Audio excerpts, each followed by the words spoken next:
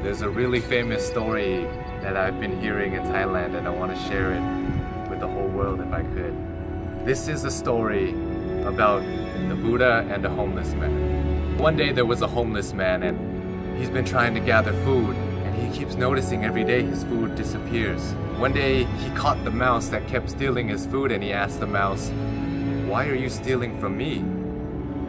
I'm a homeless man. You can steal from richer people than me and it won't have any effect on them." The mouse then told the homeless man, "It's in your destiny that you can only have 8 items in your possession. No matter how much you beg, no matter how much you gather, this is all you'll be able to have." The homeless man was shocked and said, "Why is that my destiny?" And the mouse said, "I don't know. You should try and ask the Buddha." So the homeless man goes on his journey to go find the Buddha, and as he's going, it gets late, so he ends up at a wealthy family's house and he asks if he could stay the night. They let him in and they ask him, "Young man, why are you traveling so late?" And he answered, "I have a question for the Buddha and tomorrow I'll be on my way." The family then says, "Can we give you a question to ask the Buddha? We have a 16-year-old daughter who can't speak. We just want to ask, what do we have to do to make her speak?" So the homeless man thanks them for shelter and tells them, "Of course, I'll ask your question for you." So the next morning he goes and continues his journey and sees a sea of mountains that he has to cross. He climbs up one mountain and he meets a wizard.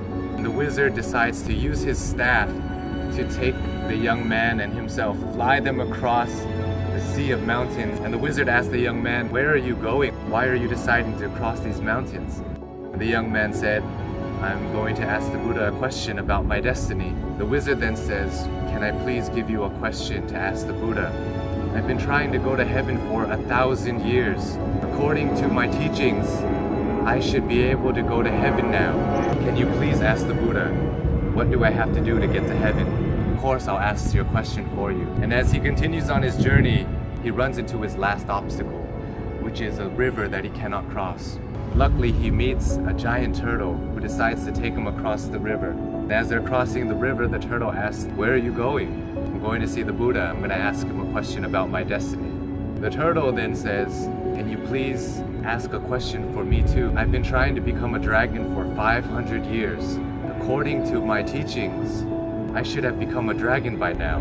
Can you please ask the Buddha, what do I have to do to become a dragon?" So the young man thanks the turtle for taking him across the river and says, "Of course, I'll ask your question for you." The homeless man finally meets the Buddha, and the Buddha tells everybody, "I will answer 3 questions for everybody here, but only 3 questions."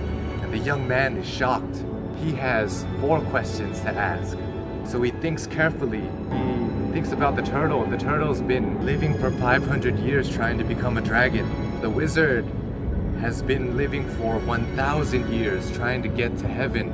And that young girl is going to have to live her whole life being unable to speak.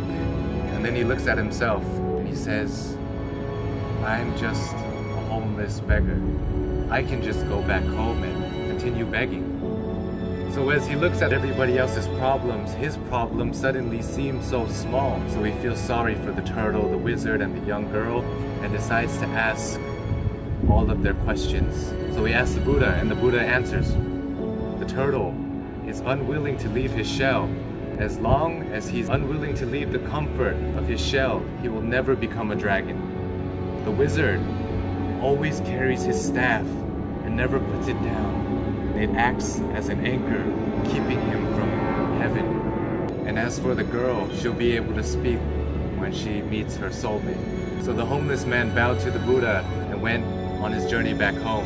He reunites with the turtle and he tells the turtle, "Hey, you just have to take off your shell and you become a dragon." The turtle then takes off his shell, and inside his shell were priceless pearls found in the deepest parts of the ocean. And he gives it to the homeless man and tells him, "Thank you. I no longer need this because I'm now a dragon." He flies away. The homeless man reunites with the wizard on the top of a mountain and says, "Hey, you just have to put down your staff, then you'll be able to go to heaven." The wizard lets go of his staff by giving it to the young man, says thank you, and ascends to heaven. The young man now has wealth from the turtle and power from the wizard. He goes back to the family that gave him shelter, and he tells them that Buddha said, your daughter will be able to speak when she meets her soulmate. And at that moment, the daughter came downstairs and said, hey, is that the man that was here last week? The young girl and the once homeless man have found their soulmate. This story tells us so many things, so many lessons, but for me, I think that sometimes we have to give things in order to get some things. Sometimes if we want to become a dragon, we want to become a lion, we have to be willing to leave behind what makes us most comfortable, what makes us feel most safe. We have to leave our comfort zone just like the turtle did. And in order to find true love, we must become somebody who is willing to put others before ourselves. When you're alone and when you're lost in your thoughts, sometimes your problem seems so big and it may seem like it's the end of the world, but if we look at other people's lives, other people who don't have as much opportunity as us and who have it worse than us, sometimes it makes our problem seem so much smaller. And if we're willing to lend a hand to those who are struggling more than us, willing to help them, it may change the course of your life, your destiny, and the universe may repay you in such a way that you never would have imagined.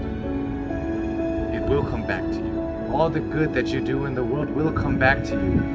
If you're going through hard times right now, I hope this story helps. My name is Sean Uranahi. I love you all, and I hope you have a wonderful, wonderful life. สวัสดีครับ